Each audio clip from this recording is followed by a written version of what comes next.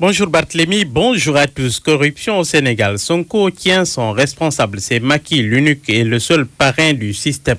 Le leader de PASTEF qui accuse le président de la République se voit décerner les honneurs de la tribune du journal Les Échos. Macky, l'alpha et l'oméga de la corruption au Sénégal, il ne peut être le mal et le remède à la fois. Par une gestion familiale clanique et partisane, il entretient un système bâti sur la corruption. Selon le journal La Tribune, Sonko vilipende Macky Sall. S'intéressant à la vague contestataire de Nyolank, la dynamique revendicative du G7 et la crise à la paire et à Macky 2012, Sud Quotidien trouve ce matin que Macky est au cœur de mille feux sur l'insécurité constatée dans le pays. C'est Déthié Fall des Rewmi qui explique les raisons à nos confrères du journal Le Quotidien. Selon lui, Aly Ngouille Ndiaye, le ministre de l'Intérieur, le seul responsable puisque préoccupé par des questions électorales. Les travaux du comité de pilotage du dialogue national, le journal Enquête en parle ce matin pour nous dire que Big Fam et ses amis sont au sec réunis au fin de discuter de certains points comme la répartition des salles aux différentes commissions.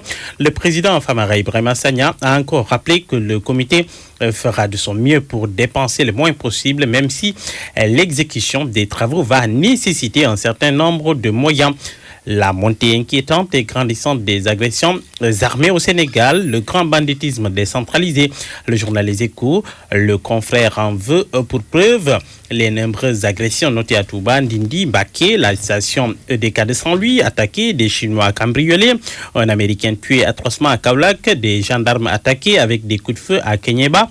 Le Sénégal est encore un sanctuaire préservé des actions des djihadistes, jusque-là confiné de l'autre côté de la frontière avec le Mali et au-delà vers le Burkina Faso et le Niger, constate le journal. Toutefois, les signaux d'avertissement clignotent à une cadence accélérée virant à l'orange. La lèpre du grand banditisme gagne tout le pays. La porosité des frontières, premier élément d'explication, l'élargissement annuel tous azimuts de détenus sans aucune préparation à la réinsertion. L'autre explication, le confrère en dénombre 700 détenus élargis par grâce présidentielle à l'occasion du Nouvel An. En 30 de l'événement d'Idémour, enquête fait un dossier sur ce qu'il appelle la rançon du racisme.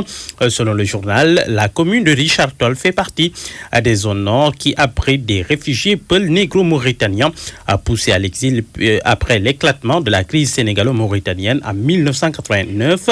Contrairement à la croyance populaire, indique le journal, ces derniers parlent plutôt d'un conflit raciste dans leur pays entre les Maures blancs et les Maures noirs minoritaires et les Peuls. Officiellement, plus de 14 000 Mauritaniens sont actuellement réfugiés au Sénégal dans une galère totale. Le ministre de l'Éducation nationale, à la une du journal LAS, Mamadou Talla, recadre le débat selon le confrère sur la grève des enseignants, le monitoring des accords entre autres. Mamadou Talla affirme, je cite, les enseignants n'ont aucun intérêt à ce qu'on aille dans des grèves ou des années blanches. Le gouvernement est disposé à trouver des solutions aux problèmes posés. À l'instant où il parle, affirme-t-il, il n'y a pas d'instance à la solde, mais il sera très difficile de régler tout de même tous les problèmes tout de suite, tous les problèmes en même temps. Et de conclure sur un ton plus combatif, nous ne craignons pas une année scolaire mouvementée. Qu'est-ce qui s'est passé entre une élève de Blaise Diagne et une prof, au point que la prof soit défigurée? Le coordonnateur de la cellule pédagogique de PS de l'école déroule à source A le film du drame. Il soutient que c'est quand l'élève Diana Bandiaï s'est mise derrière Madame Dian, la prof, pour parler à ses élèves, histoire de les perturber, que la prof est allée à sa rencontre pour tenter de la raisonner avant de vouloir la faire sortir. À un moment donné, l'élève a tiré la dame et toutes les deux sont tombées. C'est ce qui a causé donc la blessure de la prof au visage. Une plainte a été en tout cas déposée contre l'élève.